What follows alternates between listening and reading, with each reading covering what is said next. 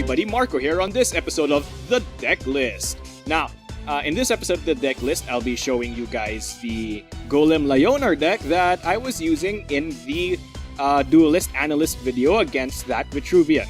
Okay, so in this video, I'm just going to go over what cards are there, and for each card, I'll tell you the intended use, and I'll also go over the general overview of the deck and how that deck wins and what are the win conditions and so on and so forth.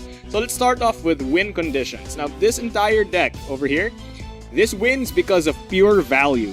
The way you win the game with the Golem Lyonar deck or the Golem Lyonar is to simply summon big fat units that will be very hard for your opponent to remove, and then just have them whack the opponent's creatures until all their creatures die.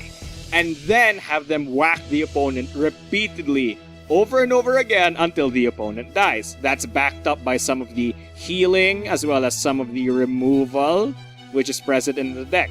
And of course, one linchpin is the Holy Immolation, which allows you to basically heal up your units, giving them even more value, and then allowing you to also destroy enemy units as well as hurting the enemy general. Now let's go over the cards individually. This has a very decent 21-18-0 spread, and note that this deck is not tournament competitive. You have to understand that this deck is built for ladder and built for beginner players who may or may not have a big collection right now. So this is very important to consider when looking at this deck and looking at the choices of the cards, because as you can obviously tell, it's not souped up. If I had some of my legendaries, I would definitely put some of them in, but that's not the goal of this deck. The goal of this deck is to provide new players a very easy, very cheap, very economic deck that allows them to, well, have a decent chance at using a control deck on ladder. So now let's look at the cards.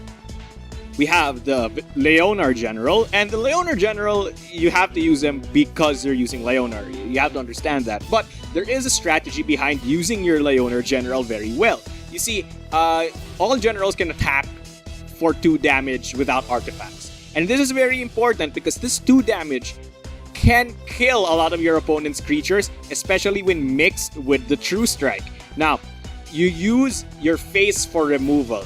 That's the way it works as the Lyonar General. You use your face to attack the opponent's creatures and kill them. However, unlike many other factions and many other playstyles in this deck, you do not attack the enemy general's face for no reason. Because you are a control deck, quote and unquote, and you need to last longer.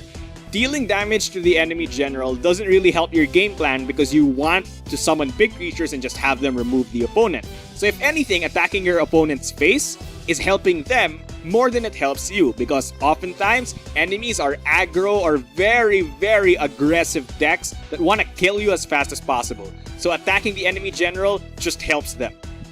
So with that in mind, let's go to the Sundrop Elixir. The Sundrop Elixir is one of the main reasons why you want to play Lyonar. It is one of the best healing spells in the game, and it's so good because it's free. And it heals you for 5 health. If you thought the Magmar Earth Sphere spell was absurd, this is even more absurd. Because that thing costs 4 and heals 8. This thing heals 5 for nothing. It's one of the best spells you have, and being that you're in a very aggressive metagame, especially on ladder where everybody just summons lots of small creatures, you want to use the Sundrop Elixir to heal your face, because a lot of people will want to kill you. However, there are exceptions. Maybe healing one of your golems or one of your big key units will save you a lot of life, or could possibly win you the game depending on certain cards. I will talk about those cards later on, but remember that the Sundrop Elixir is very, very good whether you heal your face or heal your units. Next up is True Strike, and some people might question me putting this in.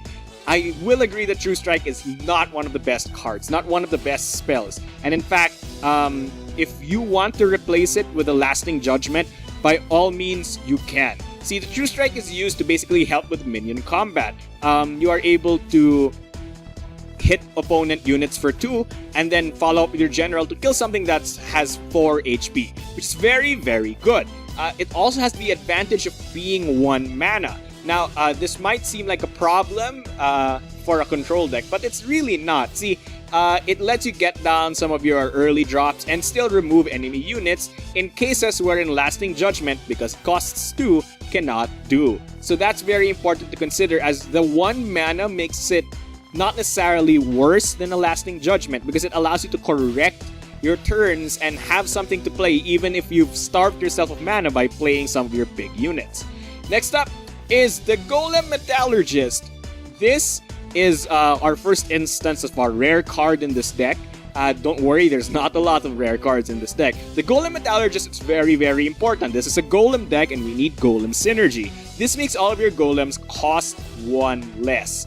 That's very good for a unit that's a 2-3 because that's a lot of health, which means it doesn't die to the general's basic auto attack, and it makes all of your Golems cost 1 less. This is very important because it allows you to basically get out your big fat creatures earlier, and the earlier the big fat creatures are out, the better, because the more units they can kill, the more enemies they can hit the face of, and of course, the more times you are able to take advantage of those units on the board as well as their positioning.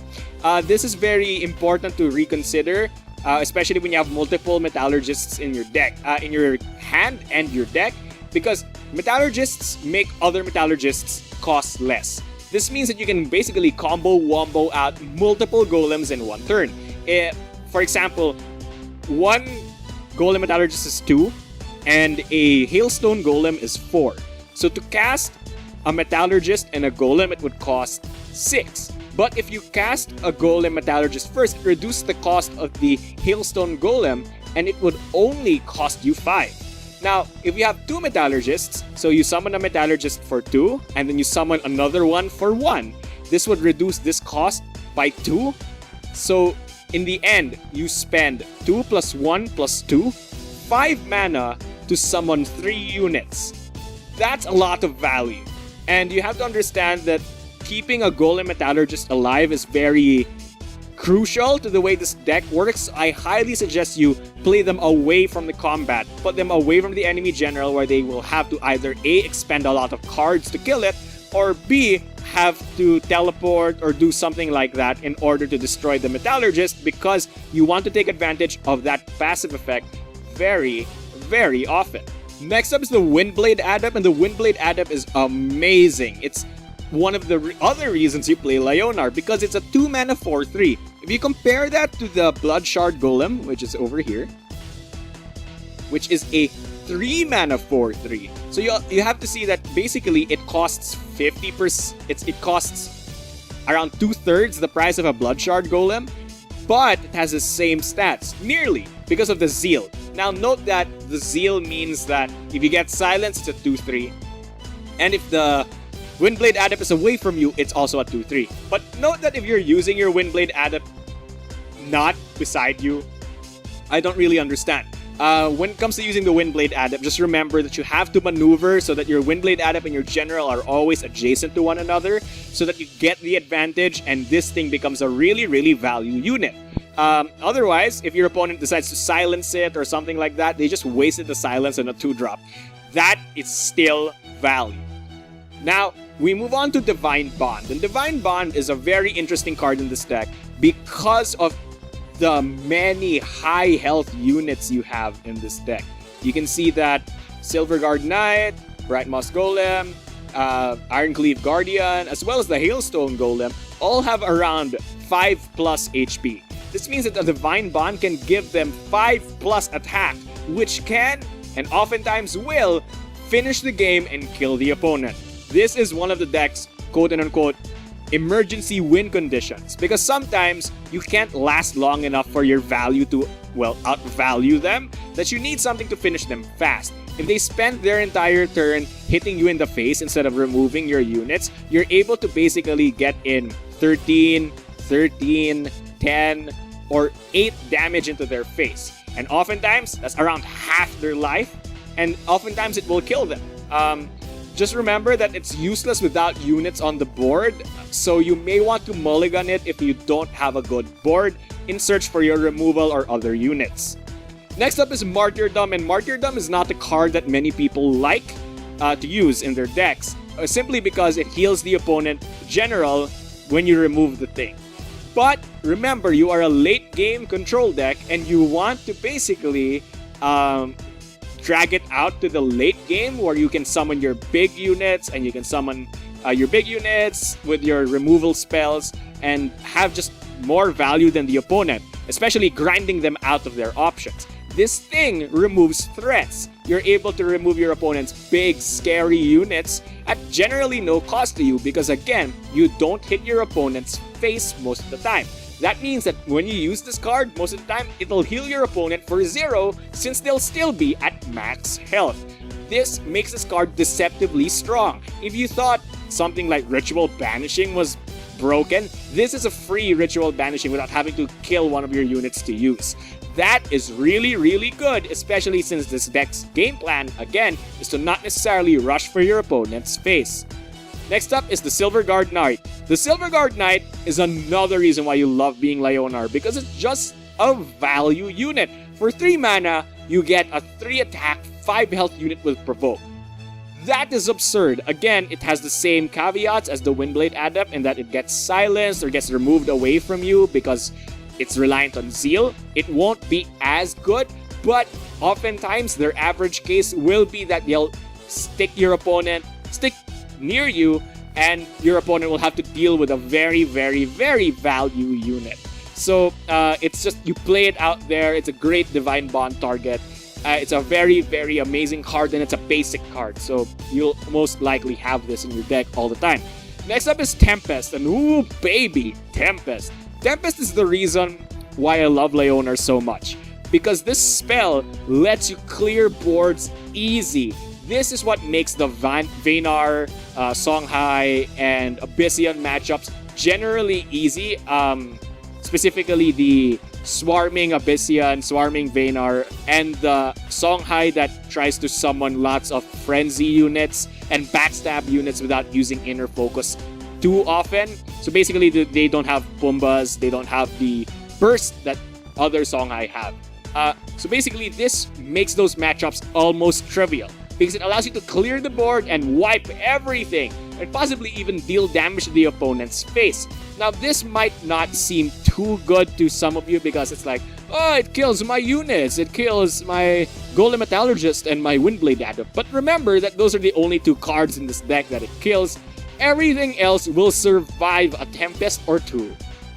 So with that in mind, you can use this and wipe your opponent's board. Simple as that. It lets you delay the game longer since they won't have their options and units on the board. And possibly it's really value because if they summon 3 units and you use 1 card to kill them, you just 3-for-1 the guy, and you suddenly think to yourself, wow, that's really, really good. Again, it's a basic card, so there's no excuse for not having it. Now, the Emerald Rejuvenator is an amazing neutral card. It's an amazing, amazing, amazing neutral card that's a rare, sadly, but it heals you for 4 and has 4 attack and 4 health, making it a decent Divine Bond target as well as a decent unit combat target because it'll deal a lot of damage to enemy units and can trade up most of the time. This thing is just really, really good and allows you to delay the game even more. So with Sundrop Elixirs and Emerald Rejuvenators, you have so much HP that most burn aggressive decks will have a hard time finishing you off. Next up is the Hailstone Golem. Now this is the other Golem that you see in the deck, and it's a 4 mana 4/6, which is really good because it'll take at least 3 regular general attacks to kill it, and that's pretty good. At 4 attack, it's also immune to stuff like Plasma Storm and Zenrui, which is really, really good for a 4-drop. Now, this thing synergizes obviously with the Metallurgist and the Divine Bond. Aside from that, not much else has to be said because it's a Golem, it's simple, it's quote-unquote dumb. You just summon it and let it whack things. Next up is the Holy Immolation. Now, Holy Immolation is the only epic in this deck, and this is what makes the deck expensive, quote-unquote. But if you're playing Lyonar and plan to be Lyonar, you have to have 3x of this. You have to have 3 copies of Holy Immolation, no doubt. Because this thing is really good for multiple reasons. Number 1, it can heal your unit for 4, which means that, you know, if your opponent has damaged your knights, your golems, or your guardians, you can heal it up. But the effect that most people like about it is that it deals 4 damage to enemy minions and generals around the unit that you heal.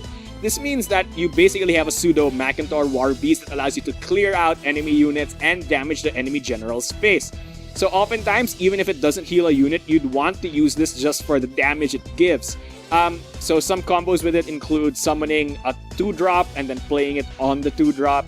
Another combo is playing it on an Iron Cleave that you summon in between an enemy swarm. And of course, just using it on anything that's damaged and then damaging everything around it. Just know that if you're gonna use this card, if the card that you're gonna play this on can attack with that minion first so that it gets damaged and you can heal it with Holy Immolation.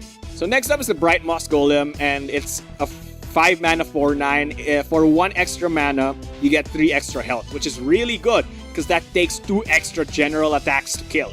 Aside from that, it synergizes very well with your Metallurgist as well as your Divine Bond and your Holy Immolations. Now, one thing to realize about a Bright Moss Golem is that it has a lot of health, and many people on the ladder will use things like Repulsor Beast or some other displace effect to put your Bright Moss Golem and your Ironcleave Guardians away from the battle.